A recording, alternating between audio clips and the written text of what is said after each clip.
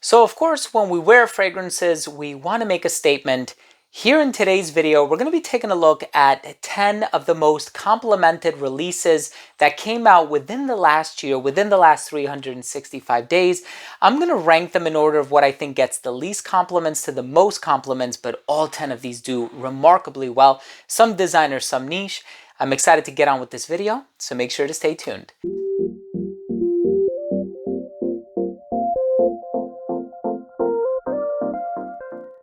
Before I begin today's episode and I tell you about these 10 fragrances that get tons of compliments, for me at least, they do really well when I've worn them in public, and these also do possess DNAs that I think are compliment worthy. I do want to start things off by saying that if you're a fan of fragrance related content, please do consider supporting the channel by subscribing to it.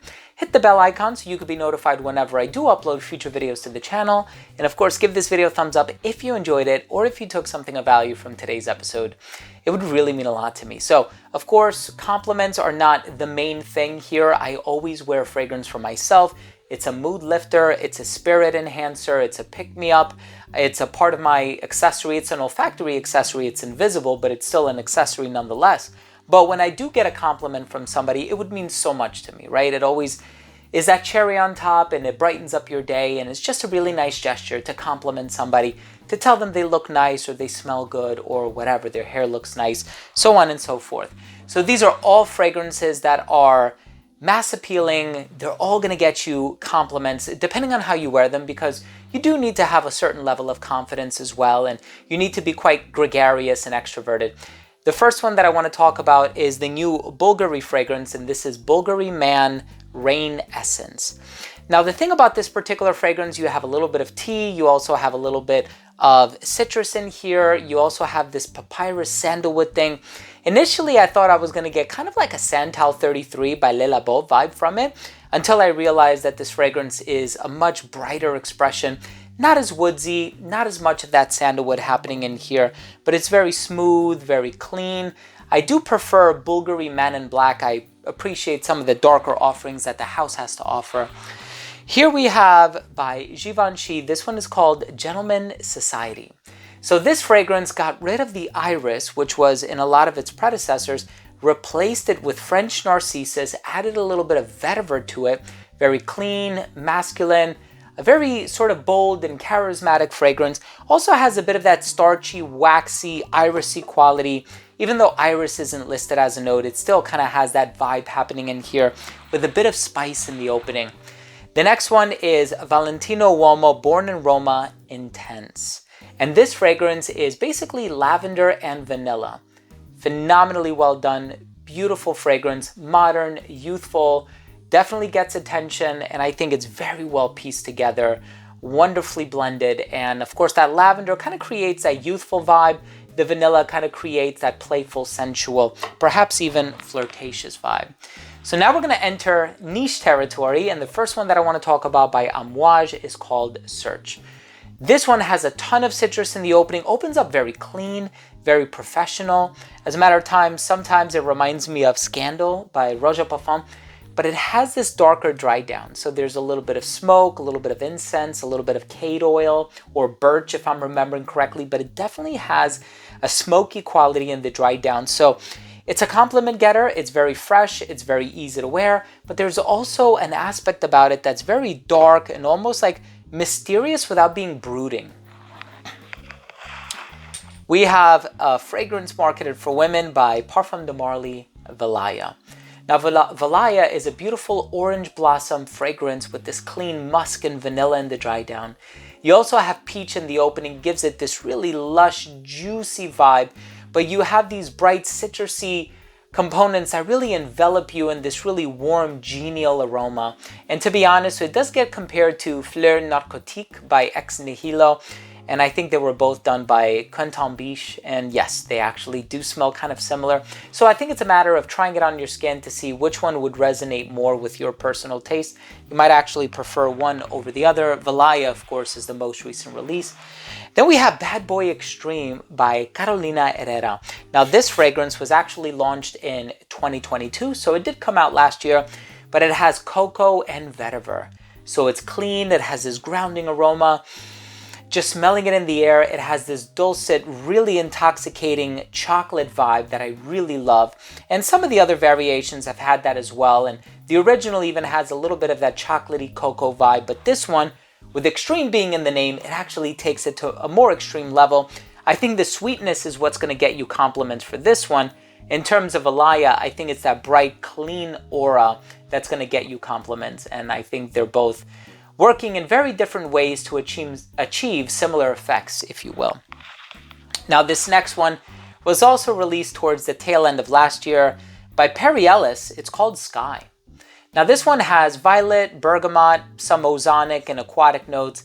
It's actually quite generic and nondescript. As a matter of fact, at times it's even kind of on the boring side of things, but it has a very bright, mass-appealing, compliment-getting personality to it. And I think we've all seen that. There are some fragrances out there like Nautica Voyage, for example. I don't think it's the most amazing fragrance, but as far as the money is concerned, it's quite inexpensive and it does really well in the compliment department. Sky by Perry Ellis is no exception. I would also throw in there one that I just remembered, Open Road by Coach. I think that one is also wonderful. Came out in 2022. Jean-Christophe Hérault is the perfumer, same guy who did Creed Aventus, if you didn't know. And I think that's kind of a known fact now that, you know, there were some ghost perfumers. This is a niche fragrance, number 3 on this list. This one has worked really, really well for me. Molecule 01 plus Ginger by Eccentric Molecules. Now we know that Molecule 01 in and of itself is a high compliment getter. This one adds the ginger in here, which is so bright, clean, and effervescent. You really can't go wrong with that combination. Fragrance that is number 2 on this list is a bit on the salty, oceanic side of things. And I didn't get that initially when I tried it at the boutique, but when I spent a bit of time wearing it, I think I've been wearing it now for about 3 weeks. This one is called Blue Moon Ginger Dash by Kilian Paris. Now, I did a video at the boutique. I published the video a week later when the fragrance launched, and this one is wonderful. You have the bergamot, you have the lemon, you have the vodka accord. There's a bit of Kalone in here as well.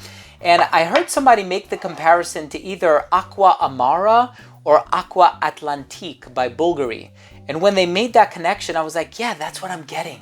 Like this bright, zesty, oceanic vibe, a bit salty, but it's very refreshing. It's so good.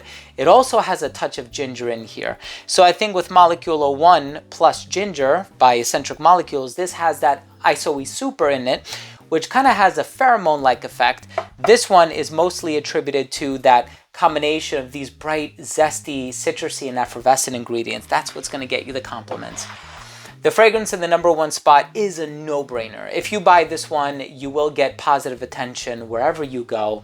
And this one is just phenomenal in all regards. I think in terms of quality, in terms of the composition, in terms of the reputation of the brand. This one, of course, by Yves Saint Laurent is called Y. And what is the exact title? Eau de Parfum Intense. I get lost with all of these flankers. It starts to get annoying after a while. But this is the one that just came out. This one also has that sort of ginger, bright, effervescent quality, but you do have that dry down of tonka and some of these other darker ingredients, but not dark in terms of like heavy woods or smokes or resins or incense or anything like that. It just has this smooth quality about it, super high compliment factor. YSL Y in and of itself, the Eau Fresh version, the original, any flanker you go with from this brand, from the Y catalog of releases, they're all going to do incredibly well. This one, with the sort of intense designation to it, it's going to ensure that you get noticed. All of these fragrances are amazing when it comes to compliments. Some for men, some for women, some niche, some designer, a variety of different price points. Some have a very interesting and unique DNA. Some of them are quite forgettable. But at the end of the day, I think all of them will get you compliments. All fragrances released within the past 365 days. Thank you so much for watching me today. I hope you enjoyed this video. If you did, please do consider supporting the channel by subscribing to it. Hit the bell icon so you could be notified whenever I do upload future videos to the channel. Give this video a thumbs up if you enjoyed it. Thank you for watching. Love you guys. We'll see you tomorrow. Bye.